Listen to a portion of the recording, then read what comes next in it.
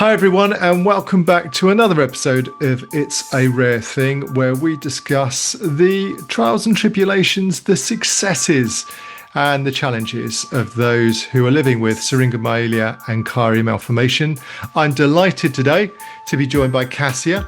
Cassia contacted us because, well, Cassia, why did you contact us? How did you find us? I found the Ancombo Trust just through looking online. I was sort of aware of it when I got diagnosed. After a few years of trying to manage by myself and feeling a bit stuck, I felt like it was time to start reaching out for support. Well, that's brilliant. And you know what? The part of us doing these podcasts is because we felt as an organization that the website itself just wasn't enough. We needed more of a social media presence. We just needed to be slightly more visible. So I'm really, really glad you found us. And, you today telling your story and sharing your circumstances with us will actually be a real inspiration to others who are listening. So, Cassia, tell us a little bit about yourself. So, who are you and what do you do? And before we get into the diagnosis, I think a little birdie told me that you're an artist. Yeah, self-training at the minute. So originally I was doing animal management at uni and I was volunteering in ecology. And then with my diagnosis and the way that my mobility was affected and kind of feeling like life was on hold, was waiting for surgeries and everything, I decided to self-train as an artist because I used to love drawing when I was a teenager, and I stopped and I always regretted that. So it kind of seemed like this gives me a goal and something to work towards. So yeah, at the minute I got a studio a couple months ago. Amazing. And Wow. I'm teaching myself how to do stuff that works in a way with how my hands are affected. Okay, well, before we get into that, look, fascinating. Tell us something about your art. So what's your style? What's your preferred media? It varies a lot at the minute. So I'm just about learning how to paint at the minute, but I do like sculpting stuff with air dry clay. I've been getting into lino cut and printing. I did a cyanotype workshop yesterday. That was really fun. Just kind of exploring all the mediums I can, but it's mostly clay sculpting and painting at the minute. Wow. Okay. So I have to say, I didn't do the traditional route with academia. I left school, went to art college. It was, I think, the Portsmouth College of Art, where I studied ceramics and fashion and textiles. And I went to Southampton. I went to St Martin's. But I have to say, one of the most fun aspects of art school for me was the ceramics. It was the potter's wheel and the slab cutting and the sculpting. I just thought that was amazing. Yeah, it's so much fun. There's a pottery cafe near me that I go to with friends to paint pottery sometimes, and I really want to get into doing like proper ceramic clay as well at some point. It seems quite different from the air dry stuff I've been using. Air drying stuff is fun, but listen, when you're getting down and messy with that clay on the potter's wheel and just, Yeah. splashing around, it's just, what other art form really gives you an excuse just to get messy and have fun? I loved it. And I've still got some bowls and cups that I made all those years ago. They're probably vintage now, Cassia. They're probably antiques, but we won't go into that. So, you're just out of uni. Would it be? I'd never like to ask the age of people that I invite to podcasts, but just to give us a rough idea, several years out of uni, would you say? A few years out of uni, yeah. I had to defer on my final year because of all the medical stuff that I had going on. Okay. So I am thinking of going back at some point, but it's sorting my driving first to be able to do that. Yeah, so it's still it's a bit up in the air at the minute. So your condition has really sort of affected how you navigate life's journey and your learning journey. Tell us about it. So when did it all start? So I started having mobility issues quite suddenly in 2020, and it took a few months before I was diagnosed then with Ehlers-Danlos syndrome. And I got quite lucky with the rheumatologist I was seeing was quite knowledgeable about it, and he was aware about the comorbidity with Chiari, and with some of the symptoms I was having, he referred me for an MRI to look for Chiari and tethered cord. So you were And it, you were diagnosed with Ehlers-Danlos syndrome. And for those listening who might not be familiar as to what that is, it's a connective tissue disorder, so it affects the structure of your connective tissue, your collagen, basically. I always kind of describe it as like a house built with faulty bricks. You're going to kind of get more structural problems cropping up, and probably a bit earlier as well. It just has the potential to affect quite a lot. So yeah, but it is comorbid with Chiari. okay. So that is something you definitely have. That's been properly diagnosed, and you're under treatment for that. Yeah, it's pretty much management at this point. Right. Yeah. And then you went on to say that you were further investigated for Chiari. Yeah, and nothing came back on the report for Chiari, but that was when my syrinx was found on the scan. Okay. Yeah. And where was the syrinx? So it varies on reports between C4 and C5, but so C5 to T1, and it's 7 millimeters wide. 7 millimeters wide. So, okay. So now, again, for those who aren't anatomically, I can't even say the word, they're not quite sure where C5 is. Where is that in the spine, roughly? More toward the middle, I think. Okay. Okay. Yeah. Yeah. So 7 millimeters wide. How long do you know? I think 5.6 centimeters. Okay. Alrighty. And if we go back to when you started to have mobility problems back in 2020, what was that kind of like? How did that manifest itself?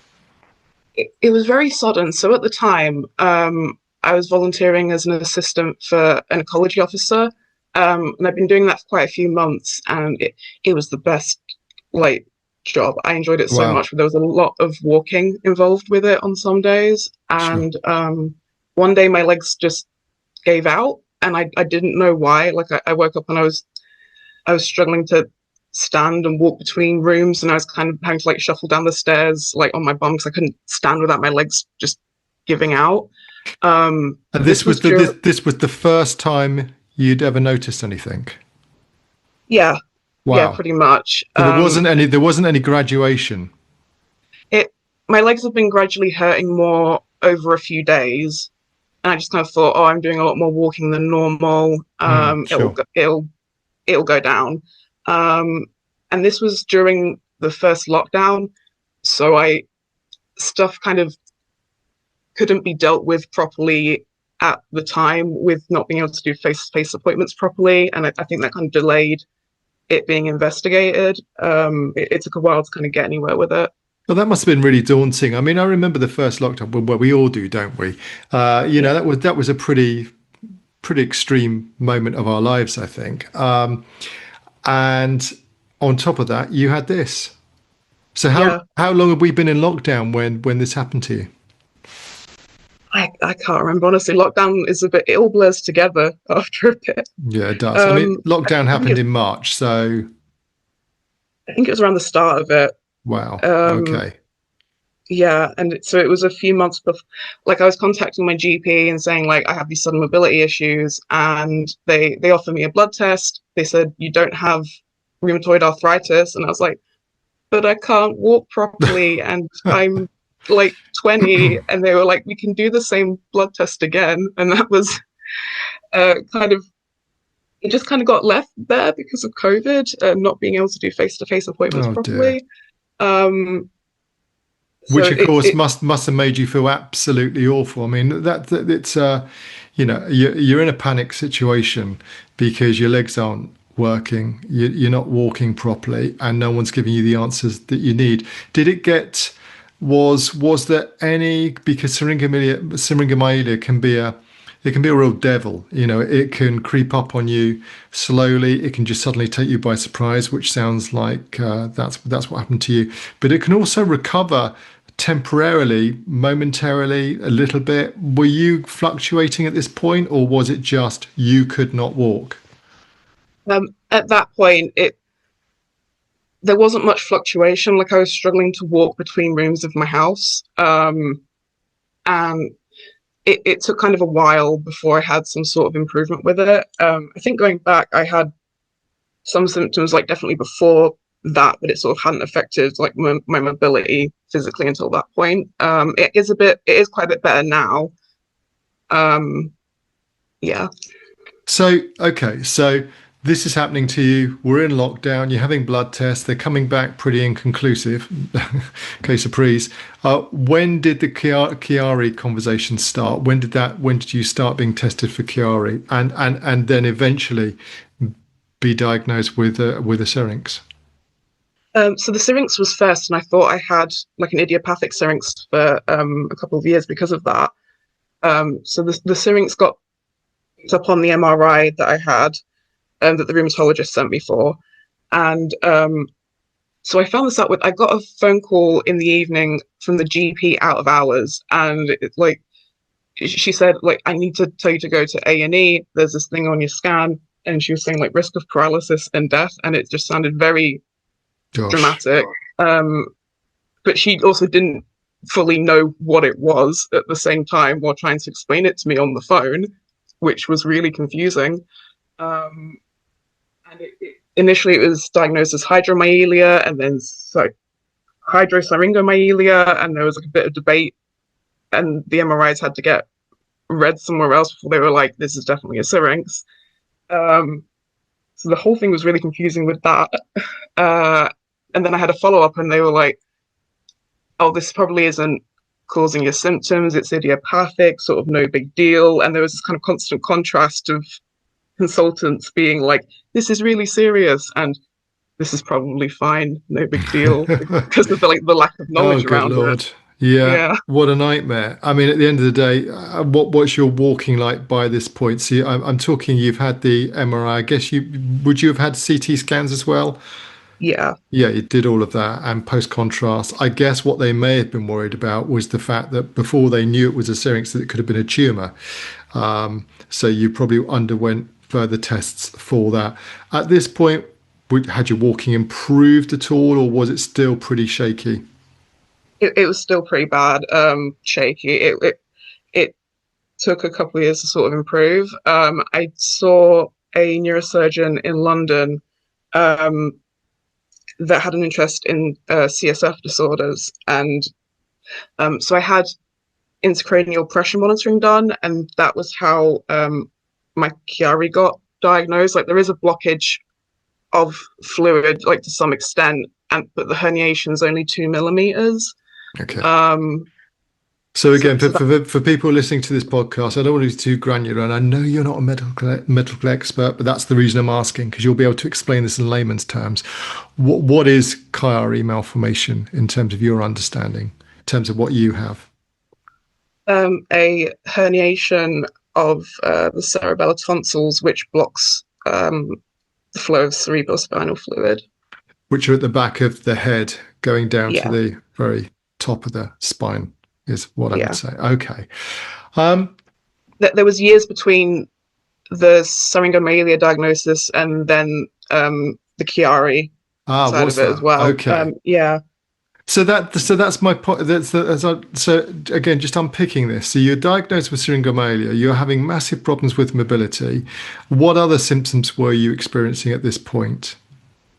I get like the typical headaches that come with any sort of coughing, sneezing, straining, some double vision. I get like the shaking in my eyes sometimes, the nystagmus, brain fog, like a whooshing noise in my ears, pulsatile tinnitus. I also used to get drop attacks quite a lot when I was younger.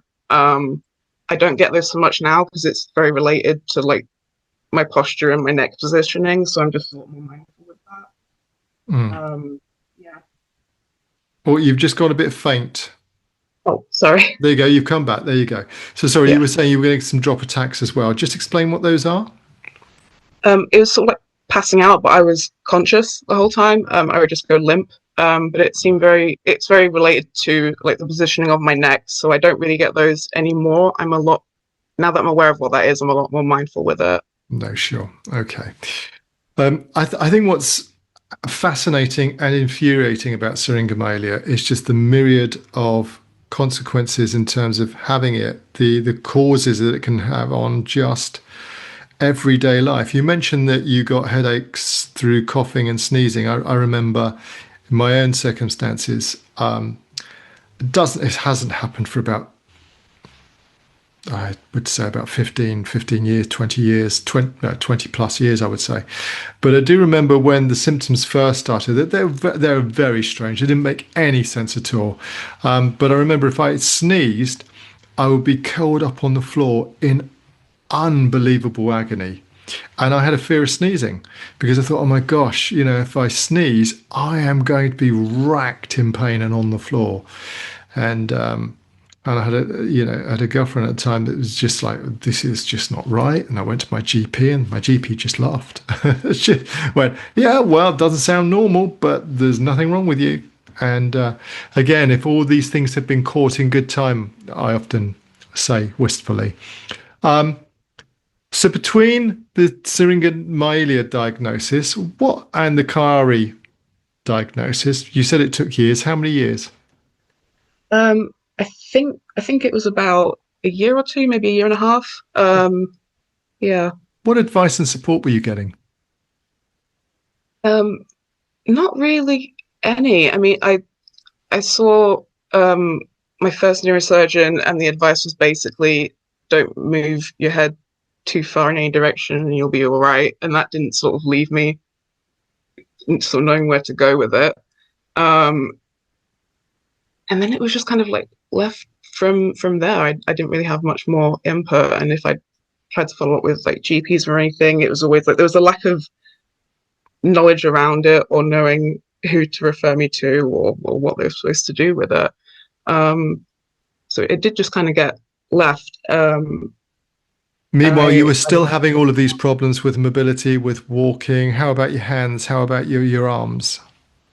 Hand weakness and arm weakness just in general. So like when I was younger, I used to be really physically active. I used to do weightlifting. I did contact rugby for a few years, and like now I struggle to carry like milk from the shops. So I'm a lot weaker than I used to be. But then because I can still like use my arms at all, like doctors seem to think it's all right because there is still use there, even though I'm like, in comparison to the heavy weightlifting I used to do, this is very different, like amount of function. Oh gosh, it's just so frustrating. It's just so frustrating. You barely lift a pint of milk, and that doctors are saying that's okay, when clearly it isn't okay. Were you referred to physio? Were you? I mean, 2 years. I'm talking about this 2 year period between Syringomyelia and Chiari. I just want to focus on that. You said you were given very little advice. What were friends and family saying to you? I mean, clearly they must have been upset. They could clearly see that you weren't functioning properly. Did they get involved? Did they give you any advice? Did they try and work this out themselves, or with you, or? Not really. I think family were mostly just confused. My immediate family just sort of didn't really understand. I mean, it's complicated, and trying to like it took me a while to understand it. Trying to help other people understand it as well was difficult. Right. My more extended family didn't sort of know about it until about a year ago, because I just sort of didn't know how to broach those conversations, and I isolated myself for a while with it. So yeah, they didn't really know. My family didn't really know what to do with it either. No, and I've heard that. Do you know that's quite common in terms of isolating yourself and hiding away, trying to hide your disability when you don't feel when you don't feel normal. I hate using that word, but I think you know what I mean. It's kind of when you don't feel comfortable. I think that would be a better phrase. When you don't feel comfortable around people because you're walking with a strange gait, or you can't walk, or you just don't feel right. You do isolate yourself. I think you do hide away a bit. I did. I have to be honest with you. There were a couple of years where I just didn't want to see people, and people were very sweet, but the conversation would very quickly turn to, how's your legs? How's your legs? My legs are fine. It's my spinal cord.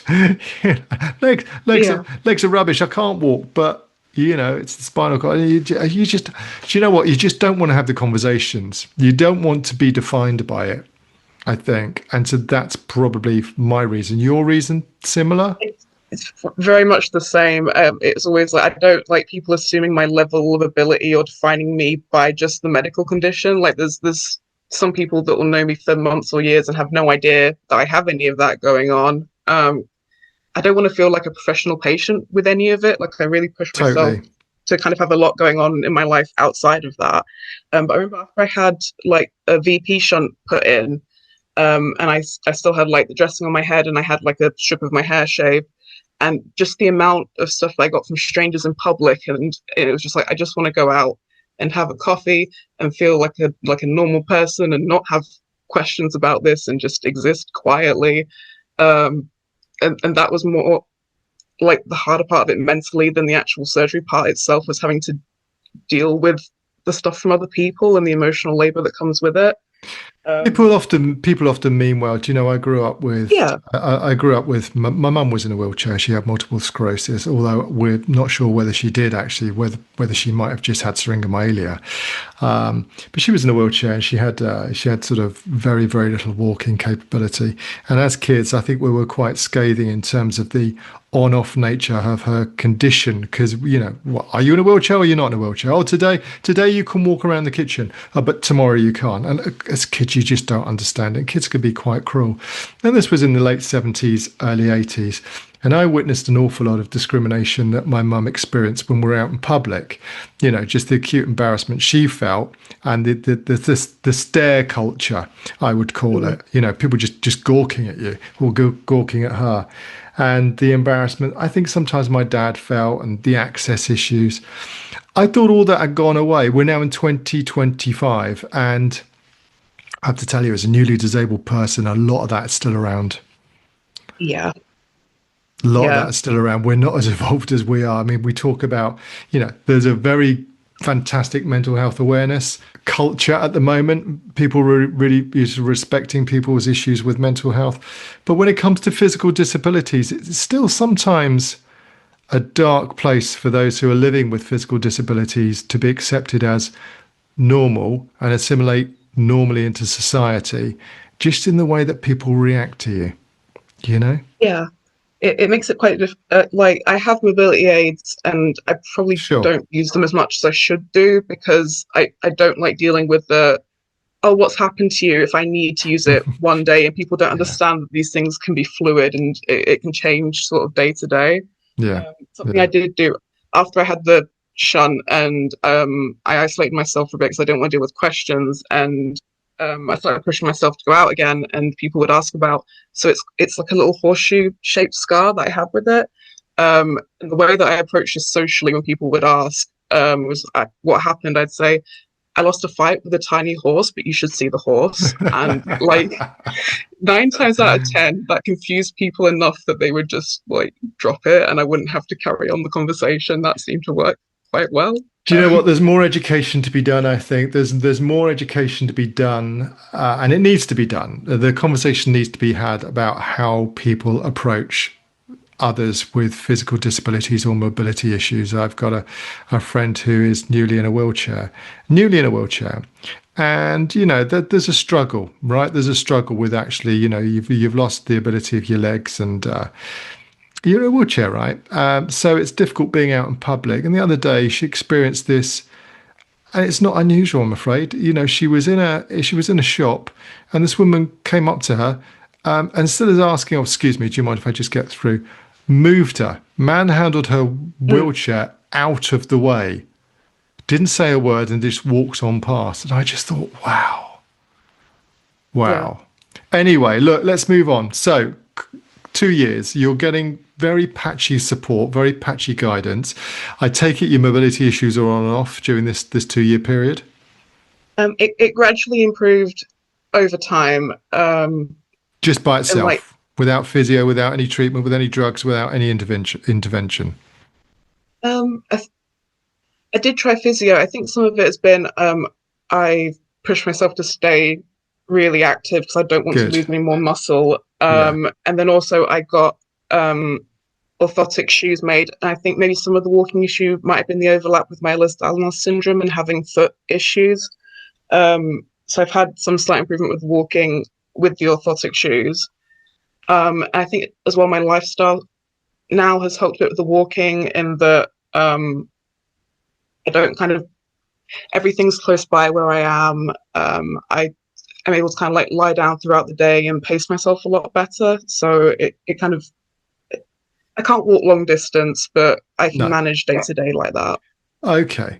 So you mentioned something about driving. You're not driving at the moment. You can't drive at the moment. Was your license taken away? How did that work? So I assumed for years that I wouldn't be able to drive. I got approved by DVLA to start learning to drive this year. It took like a year and a half to get all this sorted, but I've had an adaptations assessment the other month and found adaptations that are going to work for me. Nice. I have my theory test booked next month, and Good once I've luck. passed that, I can order my first car that's going to be Hey. adapted, and I'll be able to learn to drive and be more independent. My And I'm so my excited. daughter's just passed her driver theory test. So Yeah, and of course did the thing that daughters usually do, right? They came home, they got the app out, and they went, I passed, and went, fantastic. Now, Dad, let's see if you can pass. I failed by one question. I was very annoyed. You need to get over 42 out of 60, and I think I got 41, But seeing as I hadn't given it any prep, Cassia, I think that's pretty good. yeah, no, that is good. Is it? I don't know. Maybe I'm kidding myself. Okay, so good luck with that. So that's the driving test that's coming up with the theory. And Yeah. then, yeah, okay. Chiari diagnosis. You were diagnosed with Chiari. What was the advice and guidance given to you after that? Avoiding anything like straining, heavy lifting. Um, I think that was pretty much about it. Also, there was like general advice after surgery, specifically about be careful about bending over and things like that for the first like day or so. Like rest, take it easy. But aside from that, not much like daily advice. Okay, and when was the Chiari operation? I think it was 2023 Okay, 23. or 2022. What one or the other? I can't remember. It all kind of blurs a bit together. Yeah, no, of course it does. I had the intracranial pressure monitoring, and that was how it got diagnosed. And then I had a VP shunt put in 2023, as like maybe this will help before resorting to like a decompression. Hmm. And I did have like immediate improvement with the clawing in my fingers, but that's gradually come back. The clawing in your fingers. Yeah, it's just the last two fingers on both hands. Okay. Okay. And where are you now? So let's just talk through your life, your symptoms, and next steps. Are there any next steps? Yeah, so I'm currently waiting on an appointment for my next MRI. I haven't had one for a couple of years, just to kind of see where everything's at. And then I'm looking at seeing if my GP will refer me to the Walton Centre to get a second opinion. The last, I was seeing a neurosurgeon in London, and they said the next step would be decompression surgery because the shunt hasn't helped like well enough. No. And then I couldn't really get follow up about that. There were some communication issues, and my shunt was overdraining, so I switched to neurosurgery closer to me to be able to get the issues with my shunt sorted. But when I've had appointments with them, they've said this is kind of a bit more complex than we feel we can like deal with. So for a decompression, we'd send you back to London. So it's all just a bit up in the air where I can't really move forward much with any of it. So at the minute, it's basically just trying to figure out. I'm trying to figure out like life in my 20s and what direction I'm going in general. And then there's just kind of this hum of medical stuff in the background whenever I feel I have the energy to deal with it. I do Bless you. just kind of Yeah. space out from it for months at a time and be like, I get burnt out with the medical stuff, and I'm like, I'll go back and handle that when I feel like I have the I get mental it. energy to I get it. I revisit mean, it. no pun intended. It is draining. It is draining, Yeah. and you do sometimes feel on your own. And I think the medical establishment and the neurosurgeons you've seen, I'm sure, are excellent and well intentioned. But Oh, goodness me. I mean, there just isn't, I just don't think there's enough knowledge around Syringomyelia at the moment and chiari malformation in terms of real effective treatments. There are no guarantees. And Yeah. I'm not a medical advisor, so I don't want to pretend that I am one. But I mean, I think having attended some of the Anne Conroy meetings, fantastic. I mean, what a great organization. I'm so glad you found the Anne Conroy Trust. Absolutely fantastic. But it's still, there isn't an absolute guaranteed method of treatment that can be sure of positive results. I think that would be a fair comment. I don't think anyone would challenge me on that one. So it is draining, and it can be all consuming. And you're right, you're in your early 20s. You don't want to be defined by it. You're getting on with your life. However, it's in your back of your mind to sort of deal with. How do you feel about decompression when you think about it? Has it been explained to you in terms of the possible benefits and the issues around that? It's been explained as in in the context of not getting worse, might not get improvement, but Mm, it would be like a good result to have it not get worse in the long term from a decompression, and it was suggested to be bone only decompression as well. Um, yeah, that's what I it, had. yeah, did Yeah. you find that helped? I the rapid descent that I suddenly found myself in, something needed to be done. So I was kind of rushed into Addenbrooke's pretty quickly. This is about, oh gosh, how many years ago would this be? This would be 18 years ago. Really? Mm, 18 years ago. My God, where does the time go? That's shocking.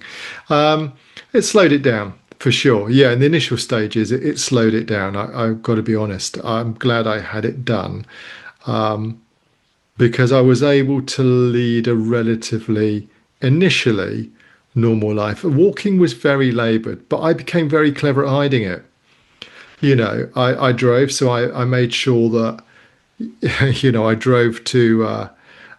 I drove not to outside the door, but I didn't need to walk that far. So I could hide it pretty well. It slows it down for a while. In my case, it slowed it down for a while. It didn't slow it down completely. I don't think it can do that.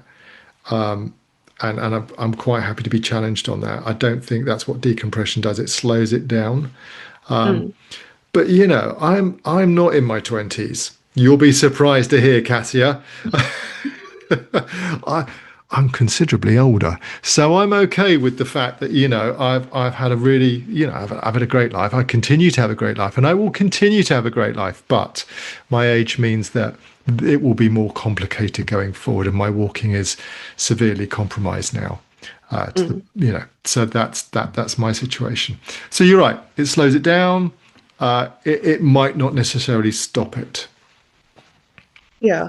See, I've not had very detailed conversations about it with neurosurgeons. I mean, I've had discussions where it was kind of compared to having like a shunt directly into my syrinx and things like that. But I've not really had like a lot of in-depth discussion about like the outcomes of it. And I've read such conflicting stuff online. Oh, Just yeah, reading stuff yeah, online in general is already yeah. feeling a bit like You got to steer clear of Dr. Google. You got yeah. to steer clear of Dr. Google. I think you need if you've got a really good neurosurgeon or neuroconsultant. I think your next step is to make an appointment, go in, shut the door, and say to him or her, right, here's the thing. I've got this option. I need to talk to you for 20 minutes. Okay. Mm, So close your computer, talk to me about decompression, talk to me about the benefits, talk to me about the risks, and talk to me about what I should reasonably expect from it. And mm, and if you need to, because these things can be sometimes a little bit overwhelming, record the conversation if you've got the neuroconsultant's permission to do so. I mean, that might be slightly contentious because sometimes it's or just write stuff down because sometimes when you leave that meeting, your brain is just you're punch drunk from the facts and the rapid fire information that you're going to get because of course they deal with these situations every day, but for you it can slightly, for people like ourselves, it can be slightly overwhelming. Does that make sense? Yeah, it's so much information's taken and every Right. time, and it's trying to remember stuff that I want to ask them about as well. Yeah. Yeah, I do find it with things online as well. I feel like I'm more likely to. So I generally I'll read other people's experiences in like Chiari groups online, and I'm like I feel like people are more likely to post stuff if they've had a negative experience, and I don't want that to Completely. bias me around having a surgery. Completely. It's like when my wife was pregnant and she was, and I'm sure she won't mind me saying this, was going to have a water birth, and I said, oh, well, look at, consult the oracle that is Google in terms of, what we do, what we need to do, what we need to talk to midwives about. And I remember coming downstairs and she was ashen faced, she was just white. And I said, what was, she goes, oh, the stories I've just read on Google. I went, right, stop. People are Yeah, only going to post their worst experiences. They're not going to say, oh, by the way, yeah, it was fine. People yeah, don't. People don't post on Google or anywhere else on social media and say, yeah, it was fine. I mean, some will, and bless them for doing so. But it's like we seem to have this, we seem to be drawn to the flame, don't we? In terms of, writing bad stories and being attracted to bad stories. The news isn't bad news for, you know, because it just happens to be bad news. We seem to be drawn by it. So don't go to Google. No, you're right. You need a proper professional conversation, I think. yeah. So, something I did find difficult with the professional conversations as well is the stuff that my neurosurgeon would point out that wasn't listed on my MRI reports. So Chiari wasn't showing on the scans, but then I was hearing stuff in my appointments like I have a 2 millimeter herniation, but because it's not at that 5 millimeter cutoff, it wasn't coming up on my scans. So then, with going to see other neurosurgeons and not having that information I've been told Mm, verbally mm, on my mm, record, mm. makes it hard to continue with that care. When I'm having to like fill them in every time, and they have to contact my old neurosurgeon for the information because it's not on there, and just sort of like the contrasting opinions I was getting, it makes it really hard to follow up about it. It does. So do the old paper-based thing. I work for me. Again, maybe it's an age thing, but I've just got a little file that I've collated everything in because it just helps me track. I mean, everything's online these days, but they always send you letters. So I keep every single letter, I keep every single referral, because it enables me just to track back quite simply, month by month, year by year, as to who I've seen, what they've said, and some scan results. And of course, the other thing you can do, and I'm not sure many people know this, is you can request copies of your scan on I think they might email it to you now, but in the olden days, they used to send you a CD, Yeah, CD, those round shiny things. But always have a copy of your scans if you can. Maybe there's a £10 admin fee, I'm not sure, but they're just worth having because I actually have had a couple of MRI scans lost. So just worth having. That's all. that's why I've requested my scans recently because the neurosurgery department that I'm at now, they keep not getting like the scans from where I used to be seen, and that's what I'm having at my follow-up appointment. So I'm like, I'm just going to get the scans myself, and then if there's an issue at the next appointment, I've got them and it's sorted. Yeah, Um, yeah. Now I've got copies. They didn't charge me for them, and they did them over email, and that was Nice. from two different trusts. Oh wow. I just feel like it's useful to have Completely. both. Oh, yeah. And for historic reasons, just to track and I mean, I'm going to confess, haven't you done something really interesting with one of your scans? Because we did have a very brief chat, didn't we, before this podcast? Tell us. Well, I did a painting the other week that was based off of one of my MRI scans. Um, I've figured out as well with the program for the MRI how to set them to 3D, and just from like messing about with the settings and being able to get some cool effects. I was thinking yesterday with the cyanotype workshop I was doing about maybe printing off some images from the MRI and inverting that and being able to overlay it with a cyanotype. But it's just been some like good inspiration to be able to make some things with. Wow, how cool is that? I'm going to put you in touch with Julie Ward. Julie Ward is the editor of the Anne Conroy Trust magazine, which I think goes out twice a year. I think you've got a fascinating story, and I would love, and I'm sure our members would love to see some examples of your artwork. Definitely. Yeah, So sure. if you'd be up for that, let's do that, Cassie. Let's kind of make that work. So look, okay, let's up to date. We've gone almost granular level into your diagnosis and your treatment and your life and you've said to me you don't want to be a professional patient like me. You don't want to be defined by this. You want to have a successful career. Damn it, absolutely. You're in your 20s. That's your right, and that will happen. I'm quite sure. Listening to you. So, how is life for you at the moment? What are you up to? Life is good. Good, I, excellent. I moved to where I live a year ago. I've been gradually doing up the bungalow that I live in. I'm finding it helpful being in a bungalow and not having stairs like I did at my last house. I've made new friends. I go out regularly and hang out with people, and I'm a lot more social than I used to be. Um, I still do, even regardless of like the reduced hand function and the clawing, I will still go and do things like axe throwing and play pool with my mates. And I'm not brilliant at it, but, which is more of a laugh, and I still like have a good time regardless. I've made some very lovely, understanding, and accommodating friends.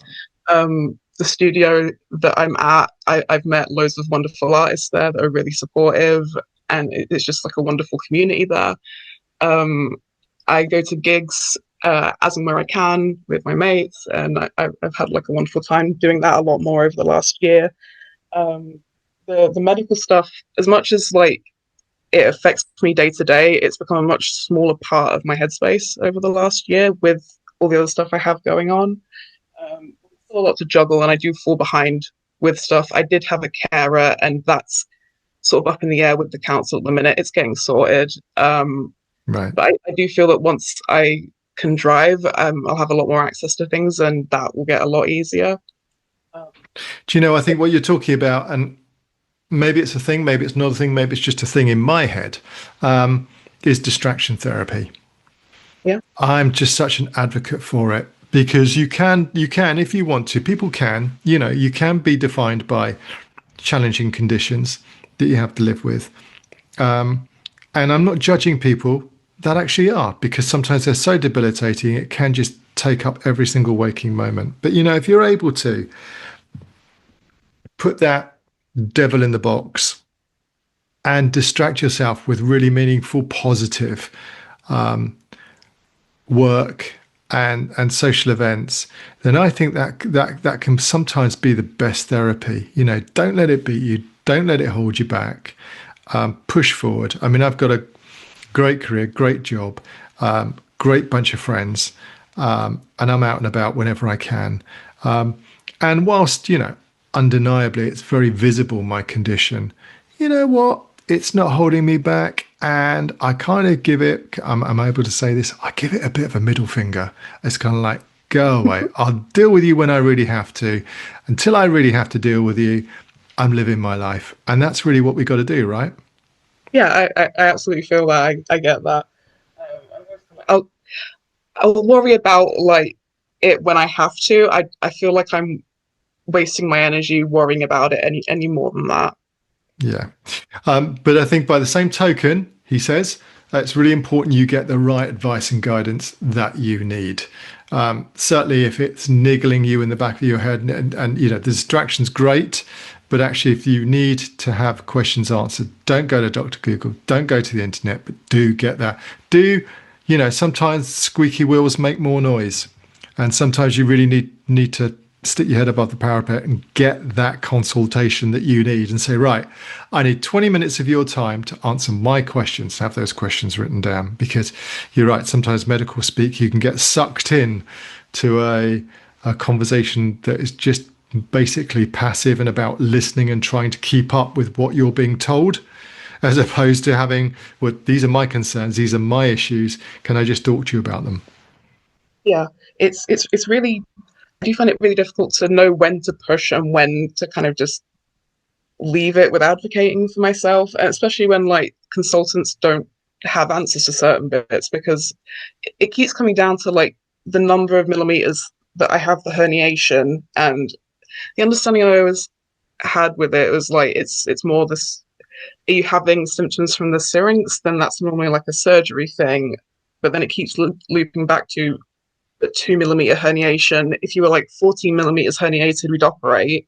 But let's just like wait and see because it's only 2 millimeters. And So is it the Syringomyelia that's causing you the issues, or is it the Chiari? I can't offer an opinion on that, but you don't seem to have a small syrinx.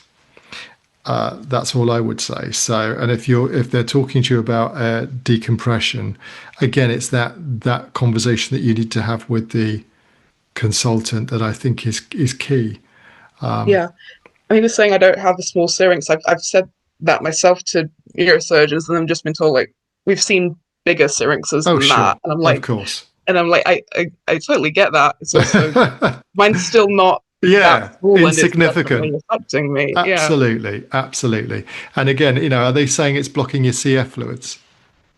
There's some amount of blockage, but then they'll say, but it's not completely blocked, and I'm like, well, there's some amount Well, no, of if it was blockage. completely blocked, you'd be paralyzed. So, I mean, that's yeah, absolutely. So, okay. Well, it sounds to me like you need to have that conversation, and Yeah.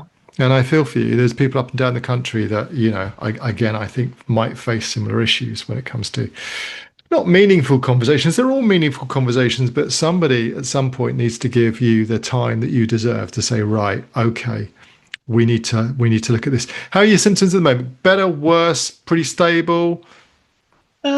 Pretty stable. Okay. Occasionally, I definitely push myself way too far, and my legs will start to give out a lot more. But aside from that, it's pretty stable, and I'm managing it well enough day to day. I'm really delighted to hear that. So, look, I want to go back to the studio. Tell me about the studio. Tell me about your art. What's the next steps for you as an artist, Cassia? Sort of, it's quite intuitive, and whatever I'm feeling on the day, wherever I kind of feel like taking it. I think like using this time until I've like passed my driving test and I can kind of look at, do I want to go back to uni? Do I want to make art more full time?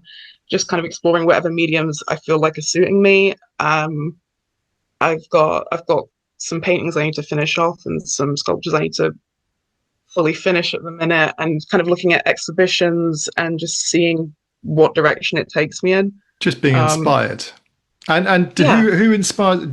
Are there contemporary artists that inspire you at the moment? Oh, off the top of my I head. know that's a difficult question. I mean, there's artists I really like in terms of inspiration, because this is someone I've been looking at really recently. So one, it's music related aside from that, but one of the players, I can't remember if it's the bassist or guitar player for Black Sabbath, um, had a Okay. hand injury right before they went on tour, and lost the tips of a couple of his fingers, and it was part of why Black Sabbath sounded the way that they did because of the adaptations he had with his hands. And he changed the way that he played and the way that he like strung the guitar, and it became part of their sound as this like big influential band. Wow. Wow. That's an influential for like inspirational for me in terms of like hand function, and it didn't mean that he stopped playing, it just means that he did it differently. I've stopped playing instruments, but it's kind of moved over into what can I do with the function I have, and like that's kind of where it's gone on to art. And I do like some quite intricate lace crochet as well, things like that. So I still feel very capable with my hands, with that clawing only being in the last two fingers. Gosh, is there nothing you won't put your hand to? I mean, axe throwing to crochet. Come on. I mean, really, axe But yeah, throwing. I don't want to feel No, limited. no. There'll be ways I can do this stuff. I just have to adapt it. Like I'm not going to go on roller coasters, but I've gone in mosh pits on occasion, and things like that, which is probably not the safest, but I try and do it in like a safe way as I can. Brilliant. It sounds amazing. Katia, I'd really like to. I think this podcast, we'd like to talk to you again. We'd like to continue. Maybe we talk in a year's time.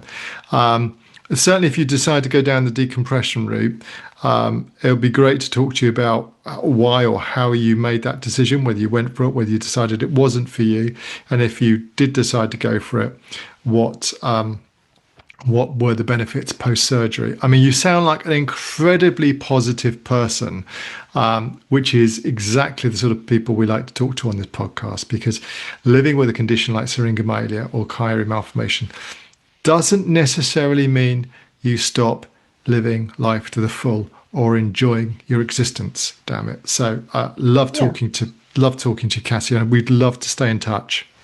Yeah. Something I forgot to mention earlier as well. You mentioned before about like feeling like it's fighting something. For me personally, I like to focus on the stuff that my body can do rather than the ways that I'm limited. And I think to myself, like, yeah, my body's not so great in like the brain spine department. At the same time, it lets me listen to my favorite music and eat my favorite foods and hug the people that I love. And there's so many things that I can do still in that way, even with like certain functions being impaired. Also, something I was going to say was it feels difficult to make informed decisions around care with the lack of information with clinicians. Was a point I forgot to make, but yeah. No, so okay. Well, look, I think that's a point well made. So it's not really anything that I have research, to be honest with you, and it's never been discussed on a podcast before. So when you let's just explore that for 2 minutes. I know we're nearly out of time, but let's just explore it. So when you talk about making decisions for your own care, what does that look like, and what are those decisions that you have to make? I think in terms of advocating for myself with surgeries, or kind of leaving things to maintenance, or do I need more investigations and things like that? Well, both. I mean, you mentioned that you had a carer. Yeah. Or you did have a carer. I mean, how did that come about, and how has that now disappeared? And is that again something you're seeking some advice for? The carer was kind of, I recognized that like I do need support. I am pushing myself too far, trying to do everything on my own, and I physically can't keep up with that. And it took quite a while to actually get approved by the council, and to have that care need recognised. I think part of that is my age and the fact that the spinal stuff is not necessarily visible or well understood. And then I had a carer for a couple of months, and it was really, really helpful. I was feeling a lot less stressed. I was kind of having help for it. Normally stuff I'd have to carry that would be heavy and like would make my symptoms a lot worse. And I had that like regular support. And then due to funding issues with the council, I couldn't go with that care company anymore. And so it's just kind of been up in the air since then. Currently got an advert out to hire a new carer, but it's still finding someone. But I've noticed such a difference that it was making now that I've had that contrast with and without that support. Look, it's been amazing meeting you and talking to you today. So many things that you are working through. I'd love to come back and talk to you again about your situation and your progression, because that's what we're going to call it. You're going to progress. So if we can do that, it'll be amazing. I'm going to introduce you to Julie from the magazine, the Anne Conroy Trust, and you are now a member of the Anne Conroy Trust, which of course is the charity for those living with syringomyelia and Chiari malformation. So I'm so glad you found them, because they're excellent. And hopefully we will meet up at one of our meetings. That would be brilliant. Yeah, I'm looking forward to when the meetings are back on. Yeah, absolutely. Cassia, fantastic. Thank you so much for your time. I've got to say, it's bank holiday weekend. You got anything planned? I'm meeting up with some friends tomorrow. One of them's got their birthday, so we're going out just for some lunch and to catch up, and then I'm meeting another friend in the afternoon. Nice. Okay. Well, I think we've got the weather on our side as well, which is always a bit of a first for a British bank holiday. So fingers crossed that you'll get good weather for it.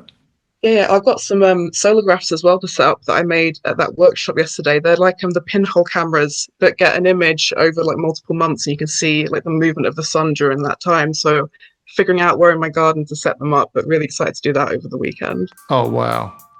Cassia, thank you so much for joining us. Thank you for having me on the podcast. Cheers, Cassia. Thank you. Thank you. What an incredible person Cassia is. I wish her all the very best, and we will get her artwork featured in the magazine, because I just think we want to see it, right? Absolutely. So look, remember, The Anne Conroy Trust, a fantastic volunteer-led organisation charity that supports those living with Syringomyelia and Chiari malformation. Do join us again. More stories, more unique takes on what is a unique and very rare condition. Until then, keep well.